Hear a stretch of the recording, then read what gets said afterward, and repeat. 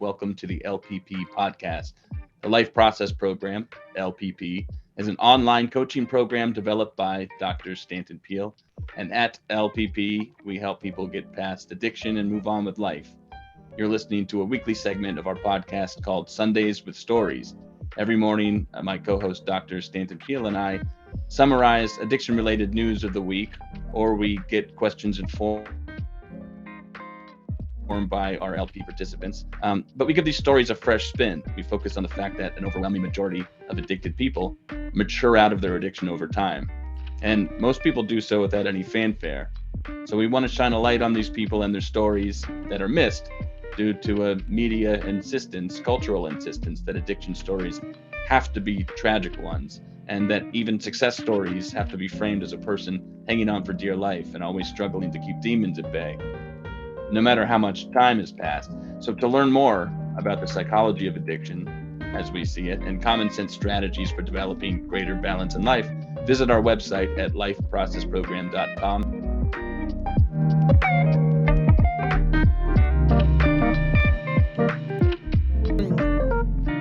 Today we're going to talk about what the moral is of the John Fetterman story.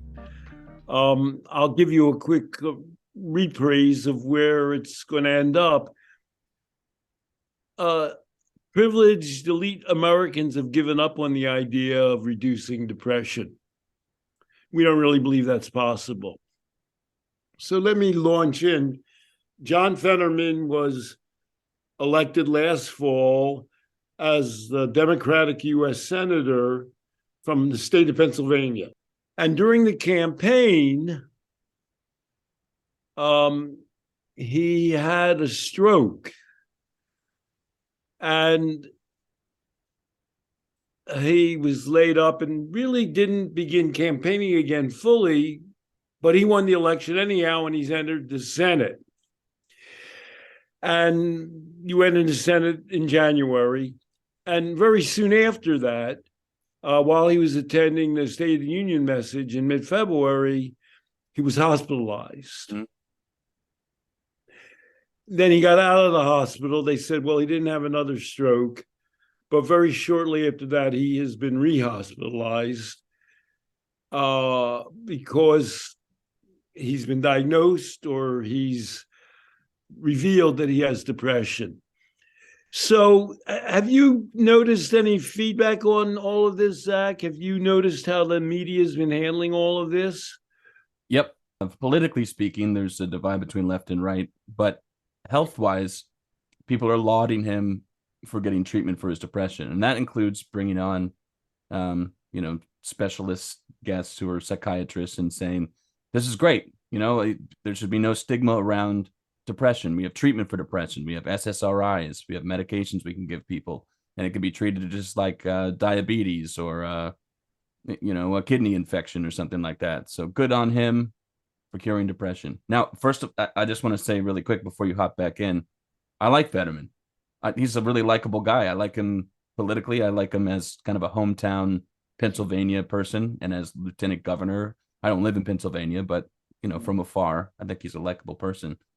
And I certainly would expect that after having a stroke and needing your faculties present in order to face the rigor of a political debate or election, that would be depressing.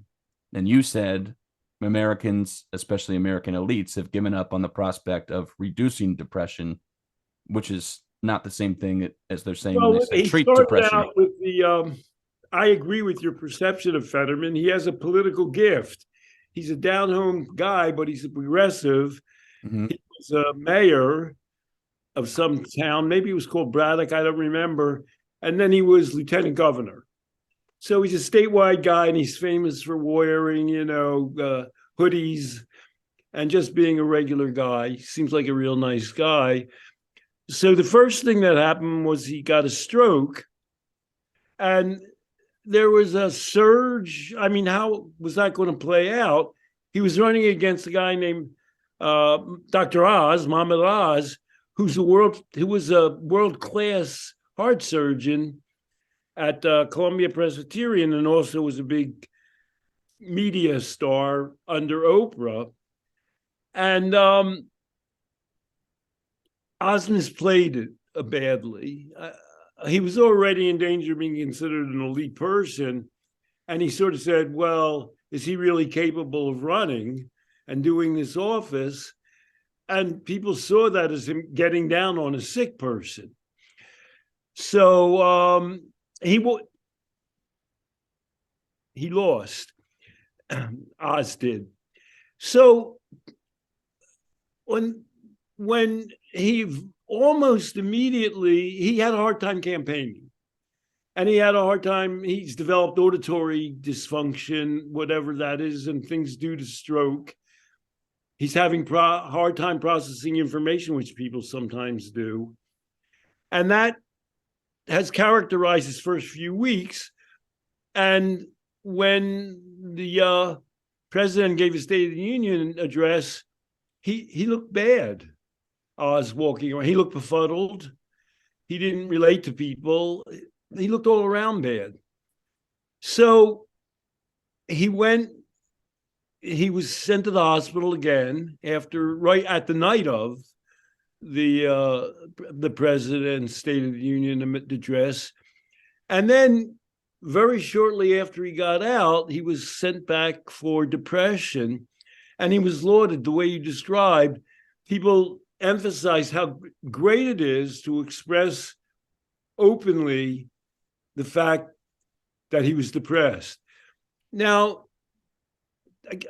if I were, I grew up in Pennsylvania. I went to the University of Pennsylvania. I would have voted for Fetterman. However, it struck me that it was a problem that he couldn't really campaign. And besides not campaigning, he wasn't open about his medical condition. He never released his medical records. And, they had all these columns like in the New York Times saying he had a pacemaker placed in. You don't go in for a mild stroke, which is what he claimed he had, and have major work done. And he had a heart arrhythmia and have a pacemaker put in. They said this is a much more serious thing that he let on. And so he downplayed it. So he wasn't being honest. But the thing that I had the most problem with was he immediately got back on the campaign trail, although he was obviously not capable of speaking clearly and listening clearly. Now, I still would have voted for him, but if he was a friend of mine, I won't say if he's a client, because when we deal with clients in the life process program, we don't tell them what choices to make. If he was a friend of mine, I would say, John, should you be doing this? Or I might even say you shouldn't be doing this. Mm-hmm. And why are we discussing this as a part of the life process program? The life process program is sort of about survival and taking care of yourself. I mean, it's a half-assed joke to say you can't recover from addiction if you're dead. And so the very first point, the top of the pyramid in harm reduction, is survival. And so during the campaign, there became a battle, and we're still back with the stroke, between empathy versus ableism. Do you know what ableism is? Is that a term you're familiar with? It goes into the neurodiversity model, ableism, people who have it good. They're almost like the elite of having your mental faculties about you. And then they're prejudiced against people who have some kind of disability. So it sort of implies that you would, I don't know, make fun of somebody who was in a wheelchair. It's more broad, how the term racism has really been broadened of late, and it's sort of broadened to you're not even acknowledging somebody's deficit in some area. So you're living a life sometimes systematically, or you as a person are acting in a way that just doesn't acknowledge that people have certain deficits in some area. Well, there's sort of a perception and a personal thing. The claim is made that we are disapproving of and prejudice against people who were disabled.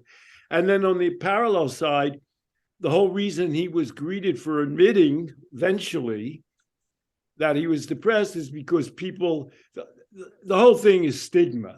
Right. That there's a stigma and people pretend that they're not depressed. You know, he pretended by being a mayor for, I think, 8 years and a lieutenant. I mean, he was doing a good job pretending.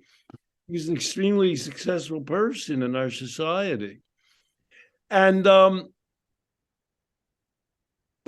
I'm going to repeat it. I would have voted for Fetterman, but Oz and the Republicans said he's not capable of doing the job of United States Senator. That is a job. He does get paid a salary. They're only, for those who aren't totally up on their constitution, there are only 100 senators. Each state has 2 of them. That's an important job. Oh, and people wanted him to run because he turned out to be the one vote that gave the Democrats a majority in the Senate, which is why, among other reasons, I wanted him to run and to do it. But the Oz accusation against Fetterman was true. He's not able to do the job. And within 6 weeks, he was physically overcome. And then after recovering from that, he's been rehospitalized for depression. And it's we don't know how long he'll be in the hospital. Now, we don't want to look like we're ableists. People need to be treated for certainly strokes and whatever treatment they feel or compassion they need or time off they need to deal with any emotional issue we're for. But, you know, he did get elected to the U.S. Senate. He is drawing a salary from the United States government, and he's not able to do the job. Mm-hmm. So how do we view his we hadn't been thinking about his depression. We had been thinking about his stroke. And when he was hospitalized, they were worried about a stroke. And then he came out. How do we think about his depression? Do you have any insight into that? Why he's depressed after the stroke? Do you have any way of conceptualizing that, Zach? Yeah, I watch people I do. I watch people all the time who are depressed, anxious, not at ease because the demands placed on them far surpass their ability to adhere to the demands.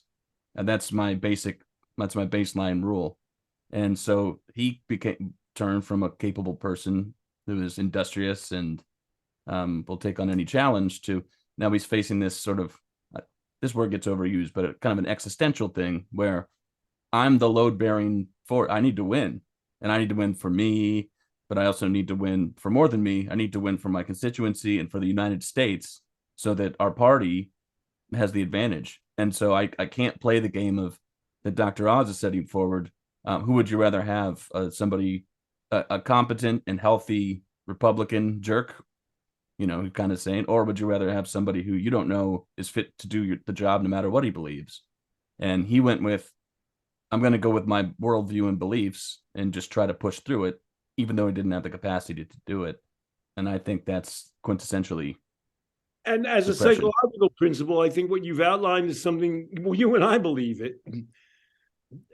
People are depressed when they feel badly about themselves, and feeling badly about themselves it's about not being able to fulfill your obligations and your roles in life. Well, I'm not a good father. I'm not a good partner.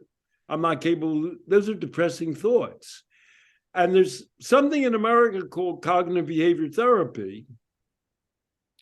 And it's supposedly the most broad and widespread therapy in America. And in a nutshell, you would get people to stop rehearsing that kind of thinking. You would say, well, stop repeating to yourself that you're not capable of being a good person or a good parent. You're talking yourself into depression. You're making your thinking reinforce that. And that's the cognitive behavior therapy version of therapy, which is supposedly dominant in America. But basically, the way everybody reacted to this breakdown is either it was medically produced. Okay, well, he had a stroke, and there's an aftermath of a stroke, which is depression, as it's almost a medical conclusion, sequela, or they're talking about the fact that he's always been depressed, which is hard for, I mean, he's been a successful person. It's hard for us we can't say what his lifetime mental health looks like. Yeah. And so there was an article by somebody named Annie Carney in the New York Times. She's a brilliant woman. She shows up on MSNBC. I listen to her every word. And she wrote a column, what a great progress it is that he's acknowledged his depression. I just want to read two things from it. After what he's been through in the past year, there's probably no one who wanted to talk about his own health less than John. His wife, Giselle Barreto Fetterman, said in an email to supporters, "It's not easy for anyone to be open about mental health challenges, but I am so proud of him for asking help and taking steps to get the care he needs." This is after he was rehospitalized. So she's saying, well, he never was really very good about dealing with these issues beforehand. And now it's great he's dealing with it. Phew. And let's talk about the Life Process Program. The Life Process Program is about avoiding having strokes, if that's possible. And it's about avoiding being depressed or overcoming being depressed. And part of what that process involves, we're very much about being open. It's about recognizing when you have bad feelings and what they're due to. Fetterman wasn't a person like that. And, that's none of our business. Until it leads to it. He had a stroke, he had a heart irregularity, and the doctor gave him medications and he wasn't compliant. He didn't take them. And he's a large man. He was close to 300 pounds. He was overweight. So he didn't take care of himself sufficiently to avoid the stroke. And now he's in Washington alone. His family's back in Pennsylvania. That's part of the job. And this is the second paragraph I want to read from Carney. Now the possibility that he may have missed out on a crucial recovery period. In other words, Carney is saying he's depressed because after his stroke, he ignored the fact that he was pushing himself beyond where he should go physically and mentally. And now, this is a quote directly from her. Mm-hmm. Now the possibility they may have missed out on a crucial recovery period has become a source of pain and frustration for Mr. Fetterman and people close to him. I put this in bold, who fear that he may suffer long-term and potentially permanent repercussions. His schedule as a freshman senator has meant that he has continued to push himself in ways that people close to him, believe were detrimental. How would you say that would be against, you're a person who works with clients? How would you hope that when working with a person, they would avoid getting themselves into a position where they become additionally or extra depressed because they feel they've done something bad to themselves? How does that? I would try to help him. If he were a client, I would, like you said, I wouldn't tell him what to do, but I would try to illuminate the conflict between trying to serve his country and what that means, and needing to be the one to do it versus, I guess everything that he's said already publicly, you could kind of surmise, well, it sounds like you're not always caring for yourself. You're pushing yourself. Now you have physical health problems due to that, and you get worried when you fall behind. And so something's got to give. And so what do you think it is? And help him make the decision between what it means to have a sustainable life that he's enjoying and he can fulfill his obligations versus pushing himself too hard. I wouldn't send him back into this. I wouldn't suggest that he sends himself back into the cycle of not being able to catch up. So much competing for his attention. You're saying too that the difference between, it's not like depression is living in a box in his body somewhere and now he's going to get it extracted and he gets to go back depression free. I mean, there's going to have to be some sort of working out life, I believe is what you're exactly meaning. That's the life process. He's got to measure up his life to living his life to the life he's living. So there's actually 2 points at which we could have had that interaction. I've said that I would have voted for him, but if I were a friend or talking to a client, I would say, well, as a Democrat, I'd say, oh, it's great that he's getting elected. If I was his friend, I would say, is this the best thing for you? Right.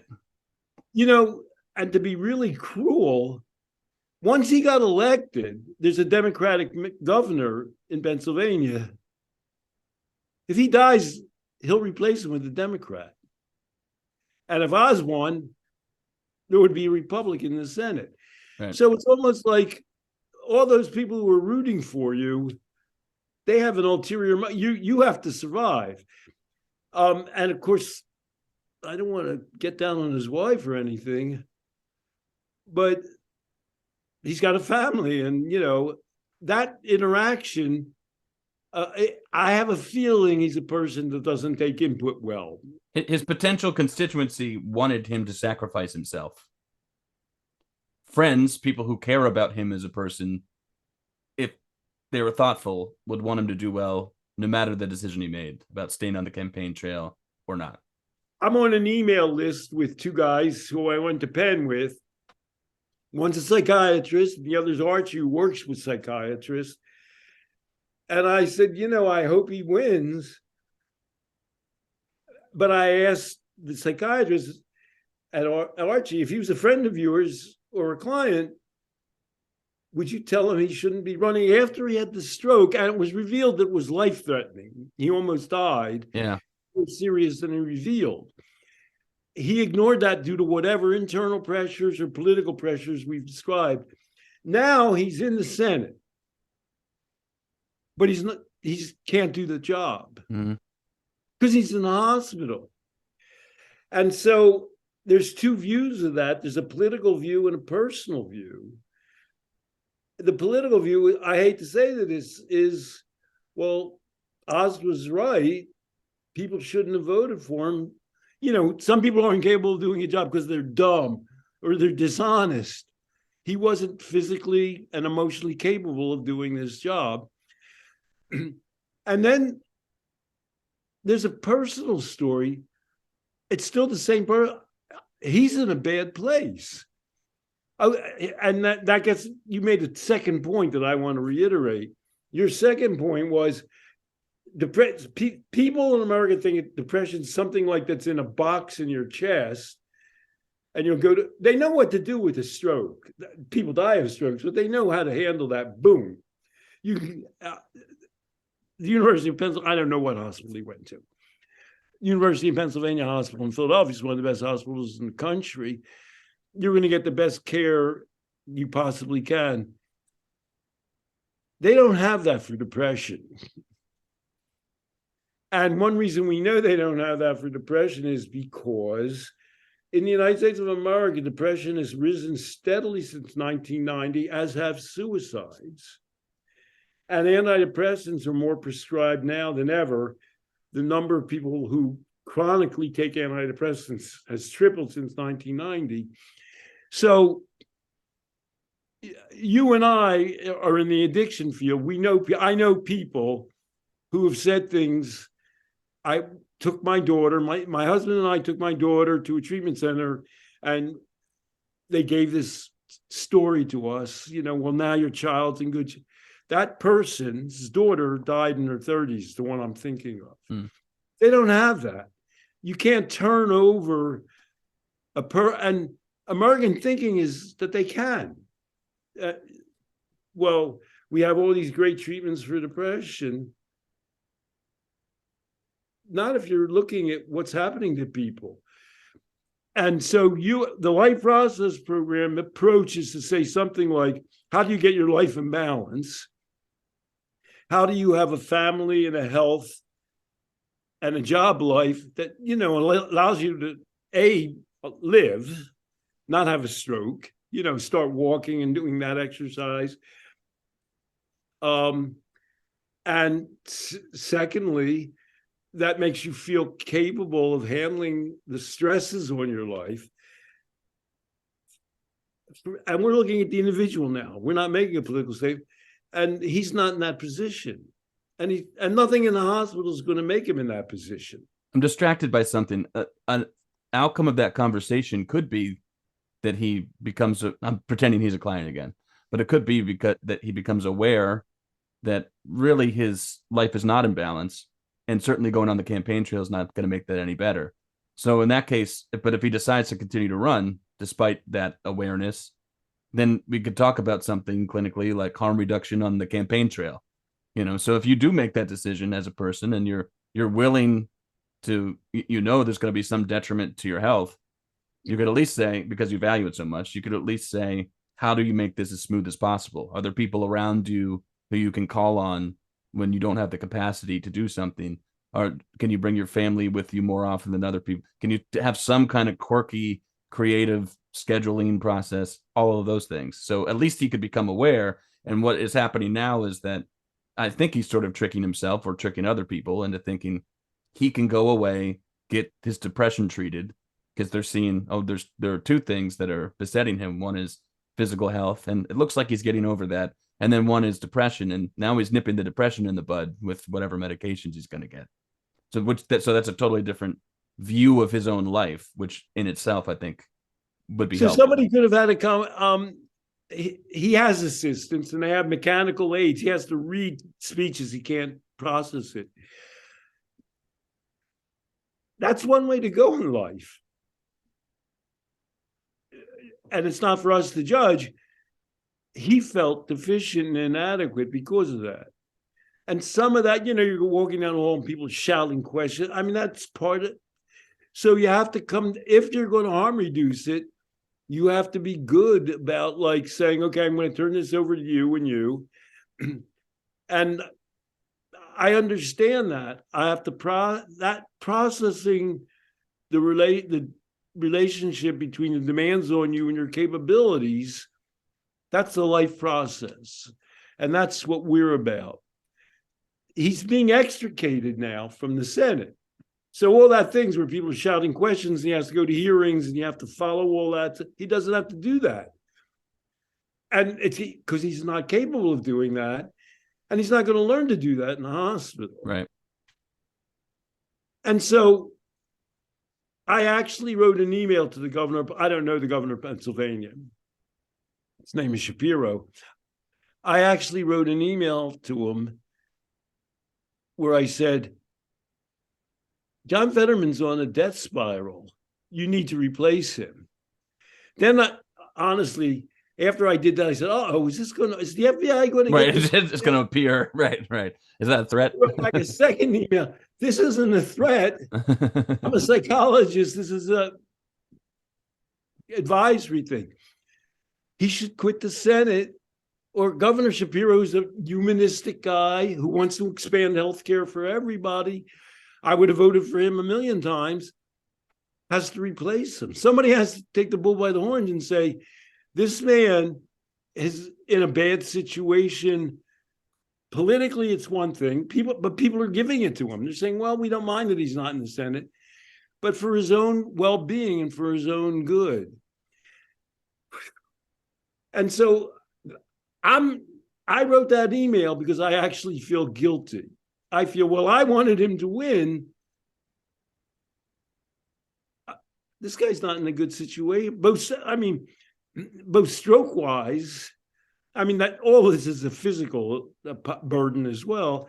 He's not a healthy man. and he shouldn't be sacrificed in the mall of political correctness for anybody. So I have nothing to do with anything, but I actually wrote that email sort of out of guilt for wanting him to win. It reminds me that the idea that, well, you're saying you're guilty. You wanted him to win. I wanted him to win too, and I guess I didn't want Dr. Oz to win. And it reminds me of the way, as a country, we treat our Army, Navy, Armed Force veterans, and they'll come back. I have a friend who works at the VA, and they'll come back and get some kind of treatment for depression. They're getting SSRIs or some kind of antidepressant, and people are saying, "Oh, great, there's depression treatment for our vets." So we want you to go to war so I don't have to. And when you get back, you might be homeless, but at least you're getting, antidepressants. It's the same kind of a thing. I want someone like him and with his ideas to win. I don't want him to die. I don't want him to have a horrible life or be depressed. It's a tough balance.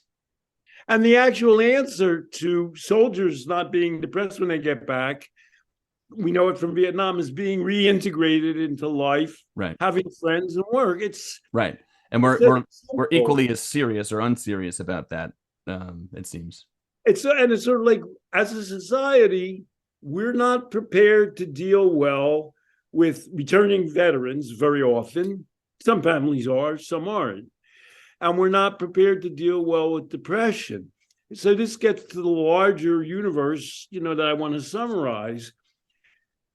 People talk about cognitive behavior therapy, but in America, sort of everybody believes or wants to believe or has to believe depression is a thing, a medical condition that will be treated expertly at the University of Pennsylvania or some comparable hospital. I go to such a hospital, NYU.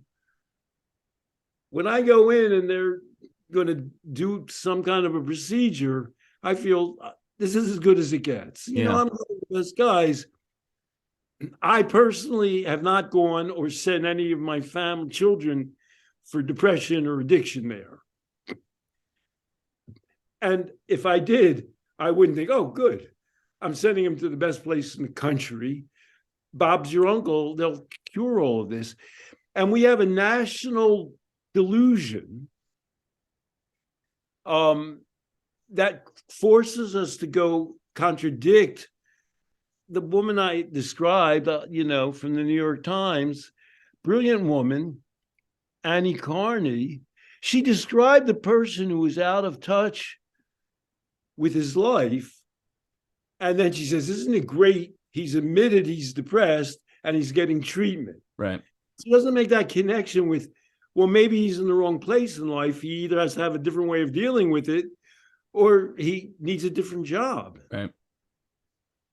So it's just so this is one example of, I think, how you and I both, I think, are reading the newspaper, people that we really respect, smart people, come out with an assertion about something, and we're like saying, whoa,